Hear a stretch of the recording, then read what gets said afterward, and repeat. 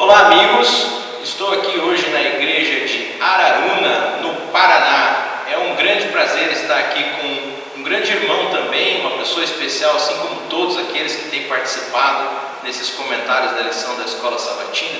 E hoje eu quero pedir também, novamente, como sempre peço, que o irmão se apresente melhor a cada um de vocês aí.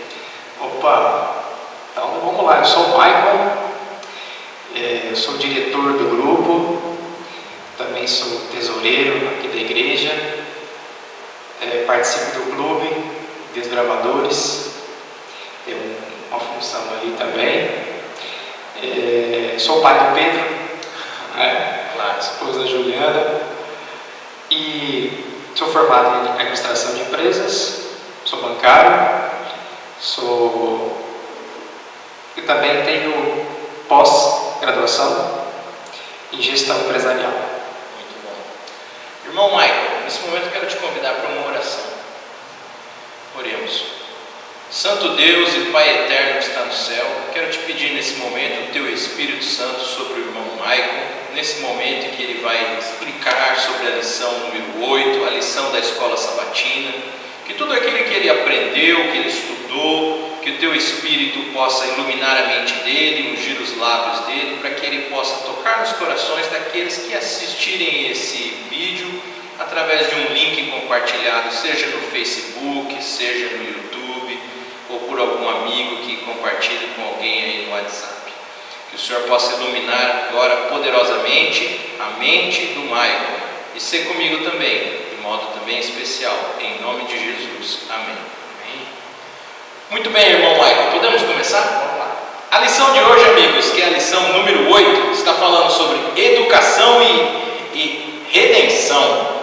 Eu quero pedir para o irmão Michael explicar o verso da lição, eu vou lê-lo. Toda a escritura é inspirada por Deus, útil para o ensino, para a repreensão, para a correção e para a educação na justiça. 2 Timóteo 3, verso 16. Irmão Michael, comenta esse verso para a gente. Olha só, Robson, engraçado que esse verso aqui, ele é muito utilizado na nossa lição 1, quando nós vamos dar o estudo bíblico, né? E tem por objetivo falar para nós que toda a Bíblia ela é inspirada por Deus. E aqui nós vemos o seguinte: a Bíblia é inspirada, ela é útil para algumas coisas, para o ensino, para a repreensão, para a correção e para a educação na justiça. E quando você vai então ensinar alguém que está ensinando, ele é um professor, né? E Deus aqui como professor, Ele quer nos ensinar, Ele quer nos passar algo sobre como que nós devemos usar esse grande manual, que é a palavra dele, que é a Bíblia. Porque esse manual, ele como professor, ele quer falar para nós o seguinte, que a palavra dele, ela é toda inspirada e ela é útil para quê? Para te ensinar alguma coisa, ensinar como viver, para te repreender, para te corrigir, para te educar na justiça. E nós, como os grandes alunos, né, como papel de aluno, temos que absorver ao máximo e prestar atenção nesse grande professor. Fantástico, irmão. Eu tenho uma pergunta que eu separei aqui de sábado, eu só tenho ela. Podemos encontrar graça e redenção nas histórias da Bíblia, irmão? Ah, sim. Graça e redenção. Deus faz um convite para nós, né, Robson? Para nós o conhecermos, porque é ali que Ele quer passar para nós o que Ele tem para nós viver. E o que Deus quer para nós é nada mais que isso, é passar para nós que Ele é um Deus de graça, que Ele é um Deus que nos dá oportunidades de salvação a cada dia, que nós já fomos salvos pela cruz. Então Ele quer nos redimir também, né? Ele quer nos dar essa certeza. Com certeza encontramos nesse livro graça e redenção. Deus seja louvado, irmão. Antes de avançar para domingo, dia 15, gostaria de perguntar, irmão, tem algum ponto sobre sábado que gostaria de mencionar? Não podemos avançar? Domingo, dia 15, a imagem de Deus. Eu pergunto aqui, uma pergunta que muitos talvez tenham curiosidade. Deus criou o homem à sua imagem. Que imagem é essa, irmão Michael? Olha só, uma imagem perfeita, né? Deus, Ele cria a imagem dele. qual que era a imagem dele? Uma imagem que não era destruída pelo pecado, mas aí Satanás, infelizmente, ele vem querendo colocar em nós aquela impressão, né, dele, que é a imagem satânica, então, que é o pecado, que é tirando as coisas de Deus de nós, e Deus, ele quer então vindicar isso novamente. Ele quer que nós busquemos novamente a sua imagem, que é de um Deus poderoso, de um Deus grandioso, de um Deus de graça, amoroso, para ficarmos mais próximos dele, né? Porque o pecado nos fez separação. Sim. E nós perdemos essa imagem. Para complicar um pouco mais, será que essa imagem seria a imagem física? Porque, por exemplo, eu me vejo aqui, mãos, braços, perna, eu estou vendo você, Michael. Será que seria essa imagem que nós visualizamos? Olha, a imagem física, não, mas assim, o homem, lá no Éden, ele tinha uma estatura diferente. Sim. Ele era um ser diferente, mas aqui a lição quer trazer para nós que a nossa imagem aqui é do controle da mente. Sim. Esse controle da mente aqui, Deus quer restaurar em nós essa imagem que o pecado destruiu. Que imagem é essa, né? Que é os atributos, não os atributos físicos, mas os atributos divinos. Sim. Aquilo que o Espírito Santo convence, aquilo que o Espírito Santo faz em nós, é isso que a lição traz para nós. Fantástico, irmão Michael. Eu tenho uma segunda pergunta aqui. Essa imagem que contém em nós, né? Ela poderia ser a lei de Deus? Teria a ver com isso? Claro, com certeza, porque Satanás, ele quer tirar o caráter de Deus de nós. E o caráter de Deus nada mais é que o seu amor, e o seu amor está revelado na lei. Então Satanás, ele quer tirar, aniquilar a lei de Deus, que é o que nos... o que Cristo mostra em nós, né? A sua grandeza, o seu caráter, na sua lei. O Satanás quer tirar isso. Então, com certeza, é a lei de Deus. Muito bom. Antes que eu avance para segunda-feira, irmão, tem algum ponto que gostaria de mencionar que julga importante? Não, tranquilo.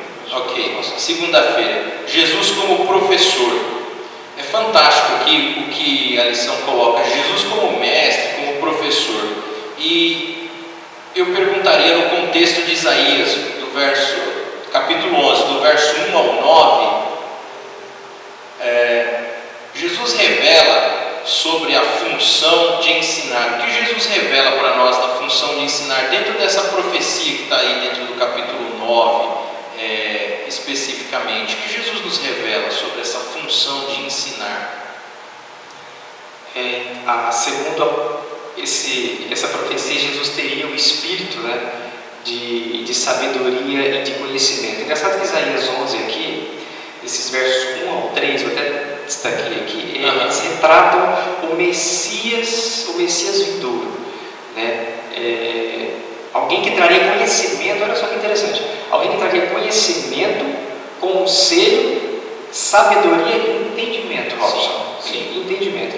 E a Sarah White, ela comenta o seguinte, em seu livro sobre educação, a observar que a obra de educação e a obra de redenção são uma só.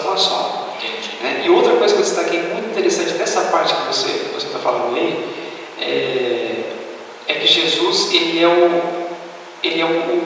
Redentor, né? Porque essa parte de educação e de redenção é uma obra conjunta, é uma obra só, né? Jesus como nosso professor, esse ministério que ele fez aqui na terra de nos ensinar, de trazer esse dom de Deus adotado por Jesus. Então, o que eu queria destacar nessa parte de Isaías é isso, essa função do ensino de Jesus como Espírito. Jesus tem o Espírito de sabedoria, Espírito de conhecimento para nós essa parte. Ok. Eu tenho uma pergunta também. Por que Nicodemos chama Jesus de Rabi?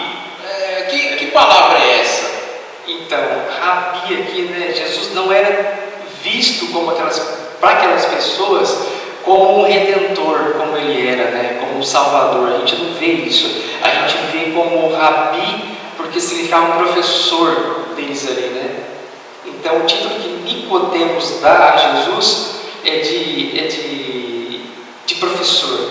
E engraçado, Robson, que olha só, nessa parte aqui, outra situação que eu destaquei aqui que é importante, Jesus aceitou, olha só que interessante, aceitou, se não o título que Nicodemos lhe deu, certamente a origem de seus dons de ensino, quando respondeu a Nicodemos que ele deveria nascer de novo para ver o reino de Deus, o reino de Deus.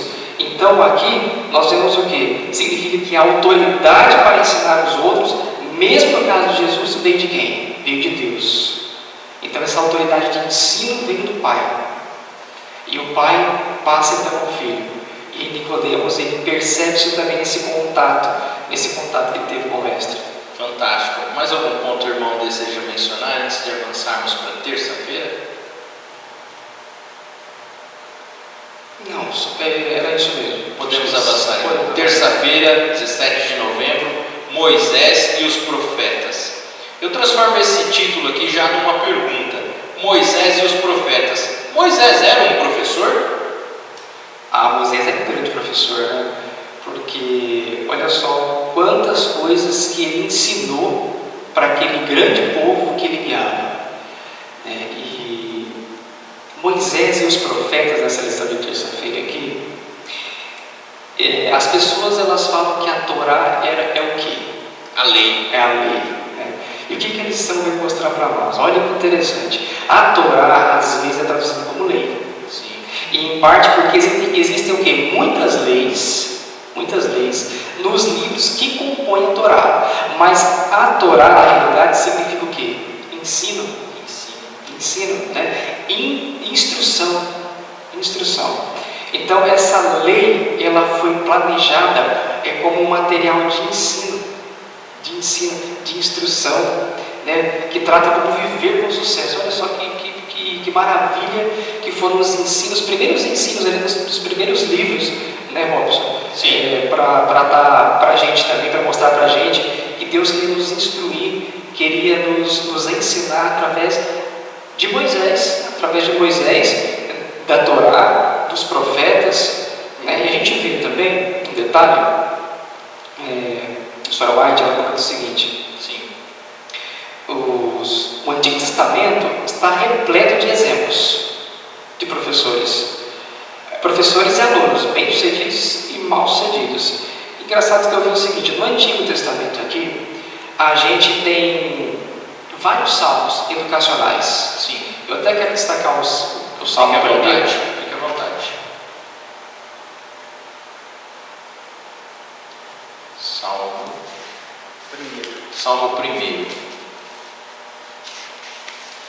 Salmo 1, amigo. Pode localizar aí na sua casa o Salmo 1. Então, nessa questão aqui de instrução, de ensino, dos primeiros livros da Bíblia, do Antigo Testamento, que tem vários exemplos de professores, de alunos, o Salmo 1 ele fala o seguinte: bem-aventurado o homem que não anda no conselho dos ímpios, está instruindo já, assim, uma instrução. Que não se detém no caminho dos pecadores. É um salmo que está ensinando, que está instruindo. Sim. Versículo 2: antes o seu prazer está na lei do Senhor, e na sua lei medita de dia e de noite. Ele é como árvore plantada junto à corrente de águas. Olha que interessante, Robson. Aqui faz uma analogia, né? Entre árvore, entre as correntes das águas. Então é algo que é didático, é algo que vem ensinando, algo que é um professor, as características de um professor ensinando aqui, né? E nós como alunos, o que nós temos que fazer? Nós temos que absorver, aprender, né? Aproveitar essas instruções e colocar isso em prática em nossa vida. A Bíblia como um livro diverso, né? A gente encontra na Bíblia cartas, profecias, histórias, né? É um livro bem complexo também, são vários gêneros dentro do mesmo livro, né? A Bíblia pode ser um livro que educa o cristão para o reino da vida eterna? Com certeza sim, né? Inclusive, esse texto aqui nos mostra, também ajudaria a responder isso aí para você, que a Bíblia, ela é algo que nos dá sabedoria. Paulo, ele comentou algo do tipo assim, que ele pregando sobre a cruz de Cristo, ele falou assim: eu não venho falar para vocês palavras vãs, mas eu venho falar palavras simples, que vão de encontro ao que você precisa. E essas palavras é nada mais que o Cristo crucificado. Então, assim, a Bíblia, ela vem sendo algo para nós aprendermos muito no viver com sabedoria. E quando você sabe, você tem o fruto do Espírito, você tem o Espírito Santo te direcionando. E essa direção do Espírito, então, você começa a viver conforme Cristo pede para você viver. A sabedoria do mundo é diferente da sabedoria de Deus.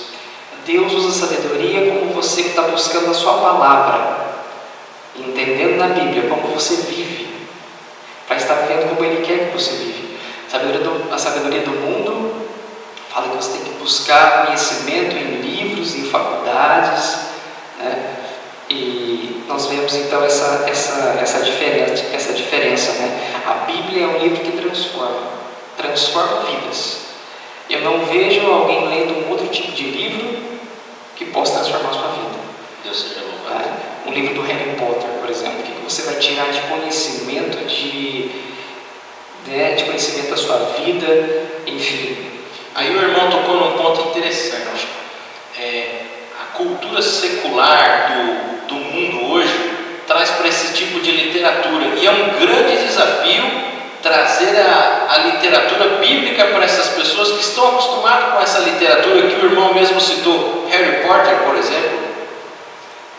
Sabe por quê? Porque elas não foram instruídas nessa cosmovisão bíblica que nós temos. E elas podem achar isso utopia, elas podem achar que é algo que foi para o tempo de Moisés, que está ultrapassado. Mas então, o que nós temos que fazer? Igual eu estava comentando com o meu avô na semana passada. Meu avô no alto dos seus 70 e poucos anos, aprendendo a estudar a Bíblia nesse momento. E eu estava ensinando ele a como estudar a Bíblia. Né? Ele queria, eu falei, vou ler aquele texto, ler um outro texto ali, ler um outro texto lá, que vai dar, né, um entendimento sobre um determinado assunto. E aí quando você começa a ler, ele estava lendo e já queria continuar lendo, então sair fora daquele contexto. E aí ali a gente vê como a Bíblia, ela nos ensina como ele vai buscar conhecimento para a vida dele. Um livro de qualquer outro não tem esse objetivo, não tem isso para nós. Deus seja louvado. Antes de avançarmos de terça para quarta-feira, o irmão tem algum ponto que gostaria de mencionar ou podemos avançar para a quarta? Podemos. Quarta-feira, dia 18 de novembro, homens e mulheres sábios. Eu separei aqui uma pergunta. No contexto de 1 Reis 4, capítulo 4, qual a importância da sabedoria? Muito importante. Por quê? Qual que é o temor do Senhor? O temor do Senhor é o princípio da sabedoria, né? E olha só, esse 1 Reis aqui, o que me revela sobre a importância da sabedoria? Feliz é o homem, eu posso trazer um provérbio aqui também? Claro. Feliz é o homem que acha sabedoria e adquire conhecimento. Então, igual eu comentei aqui, a sabedoria dos olhos do mundo é diferente da sabedoria dos olhos de Deus. E aqui nós vemos o rei Salomão, o rei Salomão, um rei muito sábio, um rei que fez muitos provérbios, e Eclesiastes também ele escreveu, ele contém muitos ensinamentos sábios sobre diversos assuntos. Sim. E a gente tem que, além da teoria que a gente vê nesses livros que nós temos o acesso, a gente também tem que buscar a prática. Sim. É engraçado que a lição trouxe aqui um exemplo extraordinário das formigas, como que a gente vê, ao longo da sua vida, como que elas fazem para economizar. Sim. O alimento ali, para pegar o alimento, enfim, com a Bíblia aqui, tanto na teoria quanto na prática, a gente vai aprender como viver. Sim. Como viver conforme Deus pede para cada um de nós. Eu tenho uma pergunta também, irmão Michael. O irmão citou aí Salomão, um rei muito sábio, de fato, escreveu muitas coisas sábias na Bíblia. E eu queria perguntar, irmão, como podemos ter sabedoria? Aonde eu posso encontrar isso? É tão difícil às vezes ter sabedoria, como eu posso encontrar sabedoria? Feliz é o homem que acha sabedoria e adquire conhecimento. Como você vai achar sabedoria? Primeiramente, olha, peça para Deus sabedoria. Quando você vai pedir para Deus sabedoria, Ele vai te conceder. E Ele vai te dar sabedoria como? Através da onde? Você tem que descobrir através da palavra dele como você busca sabedoria. Ele vai te colocando informações, você vai buscando a Ele vai conversando contigo, Ele vai te mostrando. Vai te mostrando como que você age com os seus pais, como que você age com a sua família, como que você age no seu trabalho. E você vai ser uma pessoa sábia, você vai tendo as instruções do Espírito Santo em sua mente, Ele vai agindo na sua mente, te mostrando como que você deve proceder no seu dia a dia. E você vai ser um sábio. Fantástico. Irmão Michael, algum ponto que o irmão gostaria de comentar sobre quarta-feira, antes de avançar? Não, eu já aproveitei e já falei o ponto. Ok, destacar. Quinta-feira, 19 de novembro, educação na igreja primitiva. Essa é uma questão interessante. Por que Paulo falava muito de sabedoria no texto aqui de 2 Coríntios? 1 Coríntios, capítulo 2, do verso 1 ao 16. Por que Paulo falava tanto de sabedoria aqui? Quero aproveitar para destacar esse texto. Fica à vontade, irmão. Coríntios 2. 1 Coríntios 2. Deu uma introduzida nele por um tempinho atrás aí. Sim. Falando com vocês. Então, 1 Coríntios aqui 2, sobre sabedoria, olha só, o que Paulo falava aqui? Ele diz o seguinte: eu, irmãos, quando fui ter convosco, anunciando-vos o testemunho de Deus, não fiz com ostentação de linguagem ou de sabedoria, porque decidi nada saber entre vós, senão Jesus Cristo e este crucificado, e foi em fraqueza, temor e grande tremor que eu estive entre vós. A minha palavra e a minha pregação não consistiam em linguagem persuasiva de sabedoria, mas em demonstração do Espírito e de poder, para que a vossa fé não se apoiasse em sabedoria humana, e sim no poder de Deus. Que interessante que é nós vermos que nós não precisamos falar difícil. Sim. Nós não precisamos ler tantos livros ali complicados para nós sermos melhores que alguém, mas Paulo, culto que era, pessoa culta, mesmo assim ele falou assim: eu não preciso me achegar a vocês falando palavras difíceis para pregar sobre a cruz sendo sábio. Ele cita sabedoria aqui em vários pontos. Por quê? Porque ele estava com o poder de Deus sobre ele. E a lição aqui no comentário, sim, é uma parte interessante também. Fique à vontade, quero destacar. Olha o que o comentário da senhora White ela coloca. Sim. Expor sabedoria entre os experimentados, declarou Paulo depois. Não, porém, a sabedoria deste século, nem a dos poderosos dessa época, que se reduzem a nada, mas falamos da sabedoria de Deus em mistério, outrora oculta, a qual Deus preordenou desde a eternidade para a nossa glória. Terminando então, sabedoria essa que nenhum dos poderosos desse século conheceu, porque se a tivessem conhecido, jamais teriam crucificado o Senhor da glória. A gente vê que a sabedoria de Deus, então, é algo que o Espírito Santo trabalha na mente, e aquela barreira do pecado, aquela cegueira do pecado é tirada. Então você começa a ver as coisas espirituais, trazendo para esse texto de Paulo aqui. E outra coisa que Paulo comenta aqui no livro, que a senhora White comenta no livro Atos dos Apóstolos, página 251. Paulo reconheceu que sua capacidade não estava em si mesmo, mas na presença do Espírito Santo, que enchia o seu coração. E todos devem reconhecer a necessidade da atuação do Espírito Santo. E essa necessidade e esse reconhecimento, né, que nós temos então, que as pessoas têm que ter do Espírito Santo, nada mais é que a busca contínua pela presença de Deus. E aí você vai ter as obras do Espírito na sua vida, o fruto do Espírito na sua vida. E terminando então, e aí você vai conseguir saber mais à frente, vamos dizer assim, né? Se as pessoas tivessem naquela época, igual o Paulo comenta aqui, a Sorati comenta aqui, se as pessoas tivessem a sabedoria do alto céu, eles não teriam crucificado o Cristo Jesus. Deus seja louvado. Eu tenho mais uma pergunta, irmão Michael. Jesus envia Paracletos para seus alunos. Quem é ele? Quem é esse Paracletos, irmão? Eu vi aí na sua fala que eu acho que o senhor já comentou um pouco sobre ele. Mas quem é esse Paracletos? Olha só, essa palavra então, no original é alguém igual, né? Alguém igual àquele que deixou os discípulos, nada mais é que o Espírito Santo, né? Aqui a gente vê na lição, Robson, que um professor ele acompanha os seus alunos até a faculdade, depois os alunos têm que tocar a vida sozinhos. Sim. E o que Cristo deixou para nós aqui? A presença de um outro igual a Ele, do Consolador, essa palavra Paracletos, o Espírito Santo, para continuar conosco, continuar nessa caminhada difícil, né? Que o inimigo ele vem querendo tirar de nós esse caráter de Cristo, tirar a lei de Cristo da nossa vida. É que o Espírito Santo ele vem nos convencendo do pecado, da justiça, do juízo, para nós continuarmos no caminho.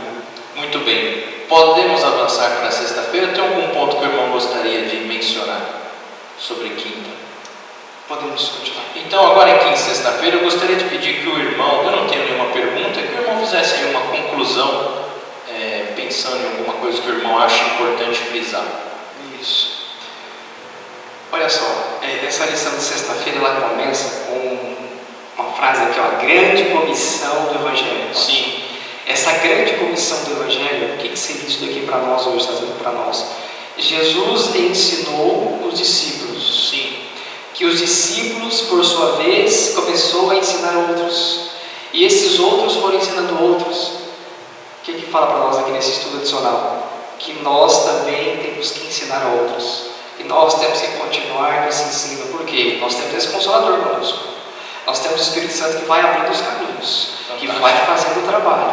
Fantástico. Nós apenas somos usados, né? Nós somos apenas aqueles que vão levar, mas vão convencer do pecado, da justiça, do juízo de Deus, da necessidade de salvação, necessidade de aceitação da cruz, da graça, é o Espírito Santo, né?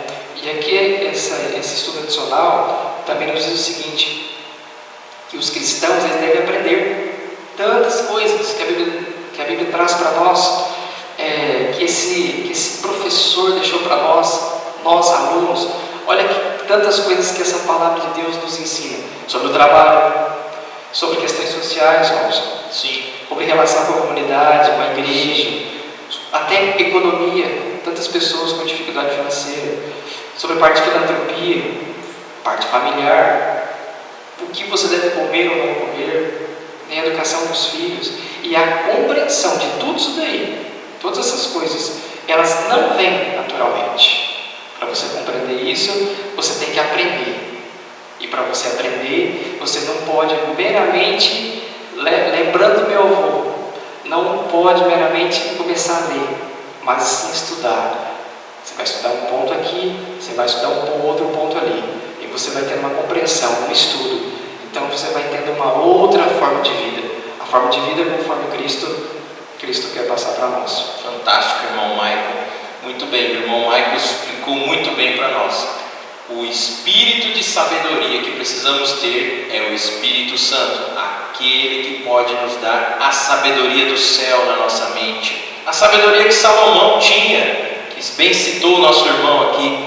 Nosso corpo é templo do Espírito Santo. Querido amigo ouvinte, faça votos na sua vida para que o seu corpo seja morada do Espírito Santo. Entregue sua vida a Jesus. Viva com Ele. Aprenda dessas lições aqui que estamos aprendendo da lição número 8. falou sobre sabedoria do Espírito Santo, Paracletos, quem Jesus enviou para nós, Paracletos. E nesse momento eu quero pedir que o irmão Michael ore por cada um de vocês que está aí na casa ou no celular, assistindo, ouvindo essa mensagem que o irmão Michael passou para vocês agora nesse momento, com a ajuda de nosso Espírito Santo, Deus conosco através do Espírito Santo. Irmão, por favor, vamos orar. Bondoso Deus, nós te louvamos, Senhor, pela graça que nos salvou. Amém. Nós te agradecemos, Senhor, pela cruz de Cristo, porque nós temos a certeza da salvação. Obrigado, bondoso Deus, por esse Espírito Santo, por esse Consolador que está conosco. Amém. Que tua presença continue na vida de cada um dos seus filhos. Amém. Essas pessoas que estão ouvindo a sua mensagem agora. Amém. Que sua graça, meu Deus, seja manifestada na vida deles. Amém. E bênçãos. Amém. Deus Bênçãos sem medidas. Amém. Proteção dos seus santos anjos também, Pai. Amém. E nos ajude, nos perdoando dos nossos pecados. Amém. Nos ajude a continuar nessa caminhada rumo à Canaã celestial. Amém. Às vezes é difícil, Senhor, mas nós temos a confiança que o Senhor está conosco. Amém, Senhor. O Senhor está conosco porque nesse mundo nós teremos aflições, mas nós temos que ter bom ânimo. Amém. Possamos aprender mais de Ti, buscando conhecimento, buscando sabedoria na Sua palavra. Amém. Te louvo, meu Deus, e agradeço em nome de Jesus. Amém. Amém.